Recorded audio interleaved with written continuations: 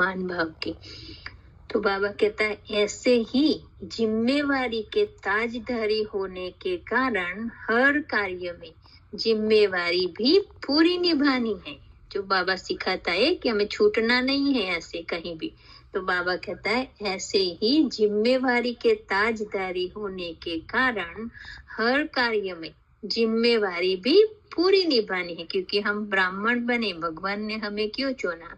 बाबा के ऊंचे विश्व कल्याण के कार्य के लिए हमें चुना है। तो बाबा कहता है हमें ये भी याद रहेगा ना, बाबा ने कहा पूर्वज हो, पूज्य हो, तने में बैठे हो, तो हमारा एक एक संकल्प पूरे विश्व को जाता है। तो बाबा इसीलिए कह रहा है कि जिम्मेवारी के ताजदारी होने के कारण हर कार्य में जिम्मेवारी भी पूरी निभानी है, चाहे लौकिक सो अलौकिक कोई भी हो, गृहस्थ में रहते या फिर सेवा सेंटर पर या भी कोई भी कार्य कर रहे। बाबा कहते हैं लौकिक सो अलौकिक प्रवृत्ति है, चाहे ईश्वरीय सेवा की प्रवृत्ति है, दोनों प्रवृत्ति की अपनी अपनी जिम्मेवारी निभाने में जितना न्यारा उतना प्यारा।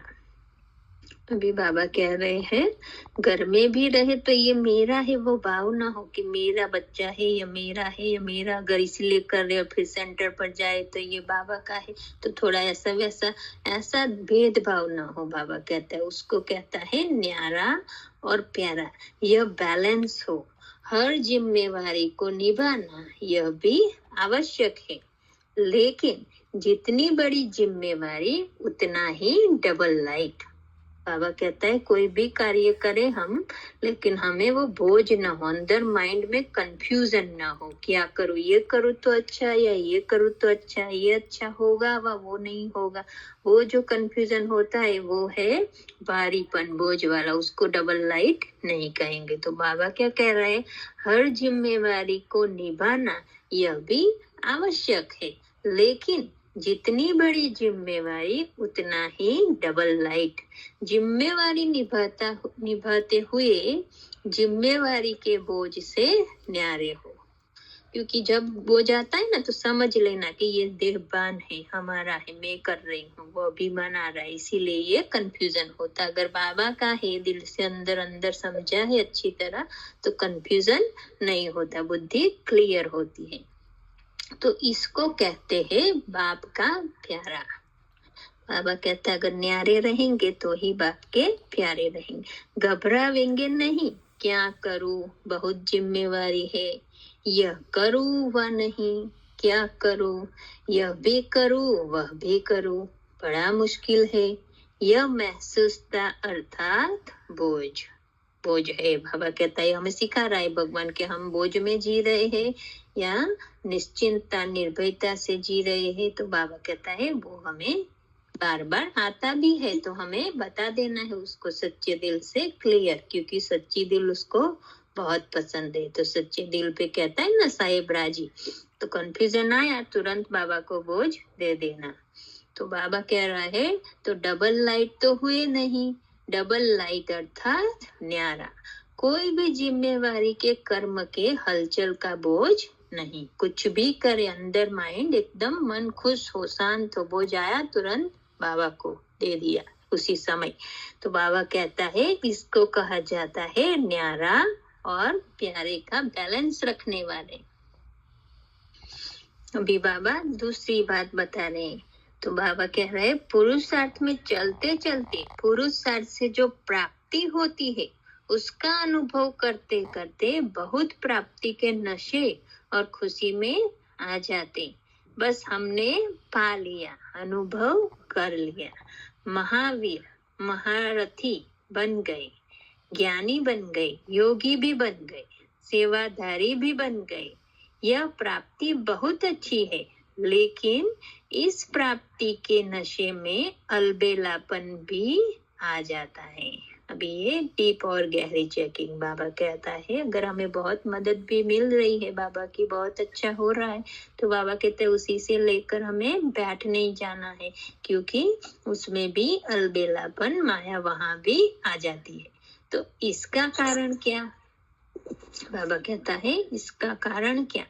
ज्ञानी बने, योगी बने, सेवाधारी बने, लेकिन हर कदम में उड़ती कला का अनुभव करते हो। देखो ये बहुत और डीप चेकिंग, बाबा क्या कह रहा है, हम ज्ञानी बने, ज्ञान समझ में आया, योग लगने लगा, सेवादारी भी बने, लेकिन हर कदम में बाबा क्या चाहता है, हर सेकंड मोमेंट निरंतर बाबा के साथ बुद्धि लगी रहे, वही उड़ती कला का अनुभव है। तो बाबा कहता है उड़ती कला का अनुभव करते हो, जब तक जीना है तब तक हर कदम में उड़ती कला में उड़ना है। इस लक्ष्य से जो आज करते उसमें और नवीनता आई, वह कहाँ तक पहुंचे, वही सीमा संपूर्णता की सीमा समझ लिया। तो जितना हमें मिला, बाबा की मदद मिली, उतने में ही हम खुश होके वहां तो नहीं बैठ जाते, वही तो हमारी सीमा, बाबा कहते हैं लक्ष्य नहीं बना दिया कि वही संपूर्णता की लकीर है, मतलब तो इतना ही पहुंच गया तो बहुत अच्छा हो गया। ऐसे नहीं, बाबा कहता है हर सेकंड हमें जितना मिला उसमें और बाबा के नजदीक जाए और नवीनता लाए। बाबा कहता है ये हर सेकंड हमें होना चाहिए।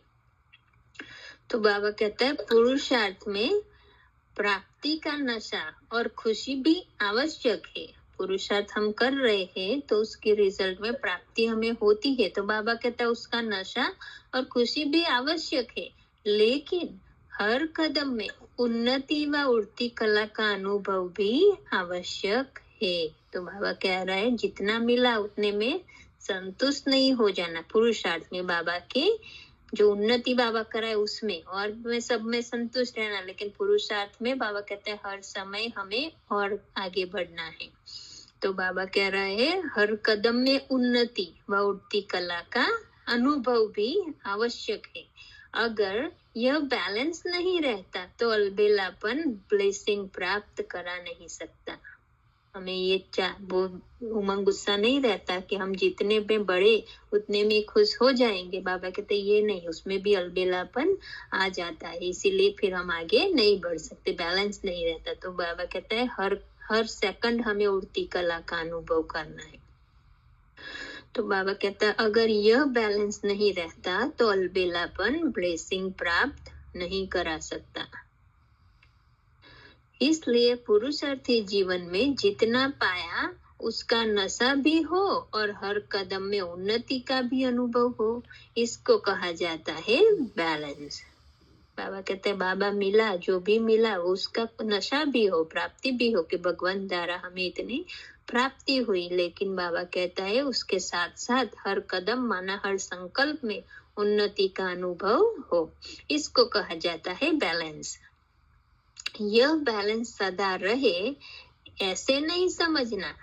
बाबा ने क्या कहा, यह बैलेंस सदा रहे। फिर बाबा क्या कह रहे, ऐसे नहीं समझना हम तो सब जान गए, अनुभवी बन गए, बहुत अच्छी रीति चल रहे हैं, अच्छे बने हो, यह तो बहुत अच्छा है, लेकिन और आगे उन्नति को पाना है। बाबा कह रहे हैं कि हम सोचते हैं ना कि हम तो बहुत अच्छे, बहुत, क्योंकि हम कंपेयर दूसरों से करते हैं ना, देहधारियों से, इसीलिए हम समझते हैं हम दूसरों से तो बहुत अच्छे। पर बाबा कहता है अगर हमें कंपेयर करनी है तो केवल ब्रह्मा बाप के साथ और किसी के साथ नहीं अपनी। तो बाबा कह रहा है तो फिर हमेशा हमें आगे बढ़ते रहेंगे। तो ऐसे विशेष कर्म कर सर्व आत्माओं के आगे निमित्त एग्जाम्पल बनना है हम सबको। बाबा कहता है दूसरे जो नए नए बच्चे आते हैं उनके सामने एग्जाम्पल बनना है, यह नहीं बोलना, समझा, किन किन बातों में बैलेंस रखना है। बस बैलेंस द्वारा स्वतः ही ब्लेसिंग मिलती रहेगी। तो बाबा कह रहे अगर हमने बैलेंस रख लिया, हमको तोड़ निभाना आ गया, तो बाबा कह रहा है कि ब्लेसिंग मिलती रहेगी। तो समझा नंबर क्यों बनते हैं, कोई किस बात के बैलेंस में, कोई किस बात के बैलेंस में अलबेले बन जाते हैं। अभी बाबा ने वो सब सुना दिया, एक स्थिति हमारी क्यों नहीं सबकी। अभी बाबा बॉम्बे वाले बाबा के सामने बैठे होंगे तो बाबा उन्हों से बात कर रहे हैं। बाबा कहता है बॉम्बे निवासी तो अलबेले नहीं होना, हर बात में बैलेंस रखने वाले हो ना। बैलेंस की कला में तो होशियार होना। बैलेंस भी एक कला है। बाबा क्या कह रहा है? बैलेंस रखना भी एक कला है, स्किल है। जो 16 कला बताते हैं ना सत्युग में, तो बाबा कहते हैं वो भी हमें यहाँ से सीखना है। इस कला में संपन्न होना। बॉम्बे को कहा ही जाता है संपत्ति संपन्न देश। तो बैलेंस की संपत्ति, ब्लेसिंग की संपत्ति में संपन्न होना। बाबा यहाँ कौन सी संपत्ति कह रहा है? ब्लेसिंग की संपत्ति हो, बैलेंस की संपत्ति हो, उसमें संपन्न हो ना। निर्देशावर की ब्लेसिंग है। बॉम्बे वाले क्या विशेषता दिखाएंगे? बॉम्बे में मल्टी मिलियनर्स बहुत है ना, तो बॉम्बे वालों को, ऐसी आत्माओं को यह अनुभव कराना आवश्यक है कि रूहानी अविनाशी पद्मा पदमपति सर्व खजानों की खानों के मालिक क्या होता है, यह उन्हों को अनुभव कराओ। जो मल्टी मिलियनर्स है, बाबा कहते हैं उनको ये सब अनुभव कराओ। तो यह तो सिर्फ विनाशी धन के मालिक है। जो लोग बहुत पैसे वाले हैं, बाबा कहता है वो तो विनाशी धन के मालिक है।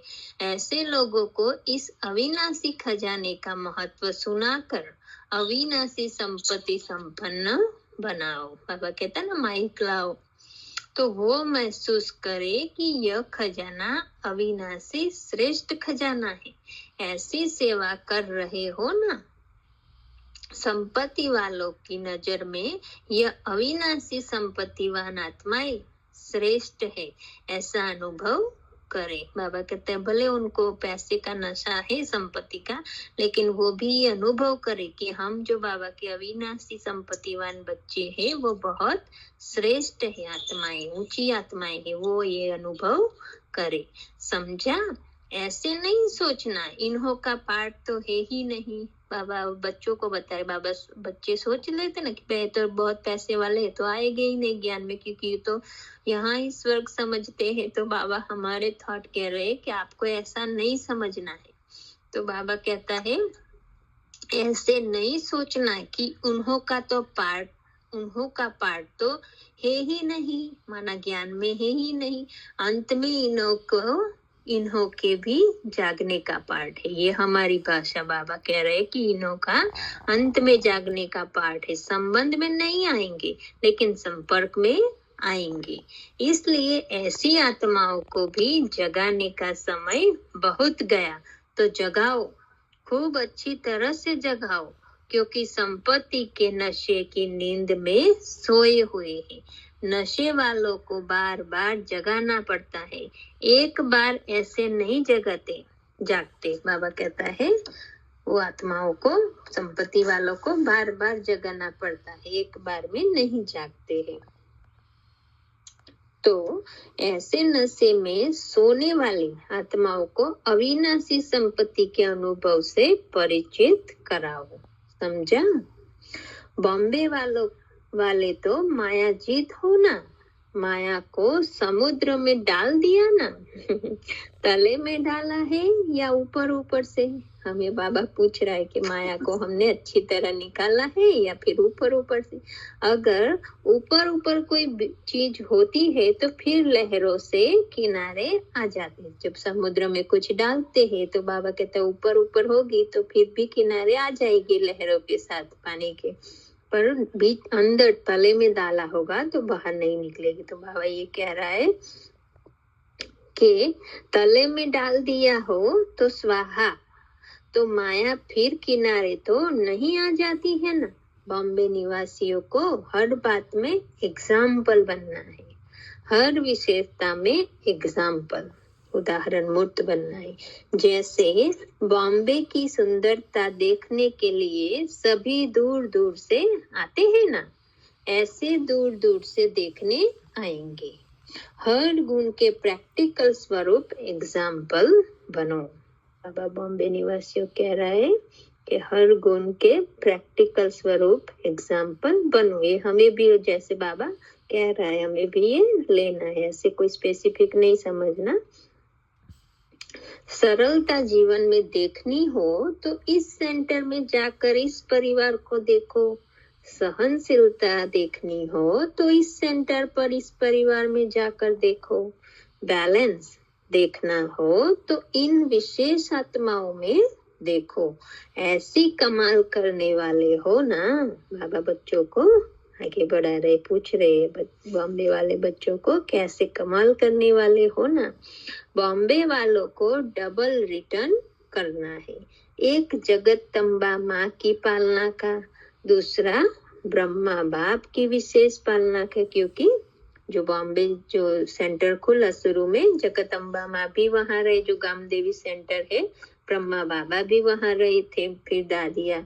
तो बाबा कह रहे इसीलिए आपको डबल पालना ली है, इसीलिए डबल रिटर्न करना है। तो जगतम्बा माँ की पालना में बॉम्बे वालों को, जगतम्बा माँ की पालना भी बॉम्बे वालों को विशेष मिली है। तो बॉम्बे को इतना रिटर्न करना पड़ेगा ना। हर एक स्थान, हर एक विशेष आत्मा द्वारा बाप की, माँ की विशेष आत्माओं की विशेषता दिखाई दे। तो आत्माओं में विशेष बाप और माँ की विशेषता विशेष दिखाई दे। बाबा कहता है वो गुण हमारे में दिखाई दे, माता पिता के। बाबा कहता है वो हमें दिखाना है। इसको कहा जाता है रिटर्न करना। अच्छा भले पधारे। पर बाबा क्या कह रहा है बच्चों को, अच्छा हुआ भले पधारे। बाप के घर में व अपने घर में भले पधारे, तो बनाए ना। अभी बाबा कह रहा है बाप तो सदा बच्चों को देख हर्षित होते हैं। एक एक बच्चा विश्व का दीपक है, सिर्फ कुल का दीपक नहीं, विश्व का दीपक। हर एक विश्व के कल्याण अर्थ निमित्त बने हुए हैं। तो विश्व के दीपक हो गए ना। बाबा ये सब बच्चों को कह रहे हैं, हम सब बच्चों को। बाबा कहता है हर एक आत्मा विश्व के लिए दीपक, दीपक माना जो रोशनी करने वाला है, रास्ता दिखाने वाला है, जो अंधेरों को मिटाने वाला है, वो है दीपक। तो हर एक आत्मा जगी है बाबा के ज्ञान से। जितना हम जगाएंगे स्वयं को तो और अपने आप जाएंगे आसपास वाले। तो बाबा कह रहे आप सब विश्व के दीपक हो गए ना। तो वैसे तो सारा विश्व भी बेहद का कुल है। बाबा कहता है पूरा ही विश्व बाबा का परिवार है, कुल है। इसी नाते से बेहद के कुल के दीपक भी कह सकते हैं, लेकिन हद के कुल के नहीं। बाबा कहता है जो हदों में कुल बटा है वैसे नहीं, लेकिन बेहद के दीपक, बेहद कुल के दीपक। तो बेहद के कुल के दीपक कहो व विश्व के दीपक कहो, ऐसा हो ना। सदा जगे हुए दीपक हो ना। बाबा पूछ रहा है जगे हुए माना स्वस्थिति में स्थित, राइट, स्मृति स्वरूप। बाबा कहता है सदा रहना है हमें। तो सदा जगे हुए दीपक हो ना, टिमटिमाने वाले तो नहीं हो, माना जो इधर उधर घूमता है, जैसे बुझने की तैयारी में होता है। तो बाबा कहता है टिमटिमाने वाले तो नहीं। जब लाइट टिमटिमाती है तो देखने से आंखें खराब हो जाती है, अच्छा नहीं लगता है ना। तो सदा जगे हुए दीपक हो ना। ऐसे दीपकों को देख बाप दादा सदा हर्षित होते हैं। माना जो स्वस्थिति में रहते हैं, बाबा कहता है आत्मिक स्वरूप में रहते हैं, ज्ञान स्वरूप रहते हैं, उनको देख बाबा सदा हर्षित होते हैं। अच्छा समझा बाबा।